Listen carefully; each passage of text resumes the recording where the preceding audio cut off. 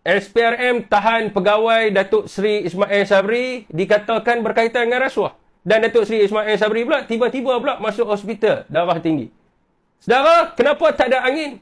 Tak ada ribut. Tiba-tiba Datuk Seri Ismail Sabri ini menjadi sasaran. Banyaklah pandangan yang kata, kes Sabah, mereka tak tangkap pun, relax ya. Di BKL pun, diam 1000 bahasa. Tiba-tiba muncul pula Datuk Seri Ismail Sabri. Jadi tuan-tuan, ini sangat menarik untuk kita bahaskan. Di mana sebelum ini ada viral video berkaitan dengan Mr. X1. Di mana mengatakan bahawa ada ura-ura lah, ada susunan yang dibuat untuk mengangkat Datuk Seri Johari Gani sebagai Perdana Menteri. Nak menggantikan Anwar Ibrahim. Dan perkara ini bukan saja disokong oleh MP UMNO. Malah saudara, sebahagian besar MP daripada Pakatan Harapan pun sokong. Jadi tuan-tuan, mereka buat benda ni kerana mereka merasakan yang Anwar ni telah gagal dan tidak mampu untuk mengurus dan mentadbir negara. So, saudara, mereka rasa sekiranya perkara ini berterusan dan rakyat semakin marah dekat kerajaan, maka sukarlah untuk mereka mengekalkan kerusi yang mereka menang sewaktu PRU ke-15 yang lepas. Dan perkara ini dapat dihidu oleh Anwar Ibrahim. Jadi, macam biasalah, Anwar ni dia akan jatuhkan lawannya dengan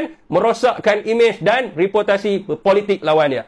Jadi, serangan dekat Datuk Seri Ismail Sabri ni akan mencetuskan perbalahan besar di dalam UMNO ni. Dan mungkin juga mereka akan mengatakan dengan orang Najib ni, di mana Datuk Seri Ismail Sabri inilah yang memenjarakan Najib. Tapi mereka kena ingat, tidak semudah itu. Kerana penyokong Najib Razak sekarang ni dah penat dengan janji palsu Anwar Ibrahim. Malah ada yang masih tak puas hati dengan kes addendum. Jadi tuan-tuan, ramalan saya putik-putik kejatuhan kerajaan Anwar ini dah nampak dah. Cuma cepat atau lambat saja. Jadi tuan-tuan, kita kena melihat drama mereka ni dan sambil makan popcorn.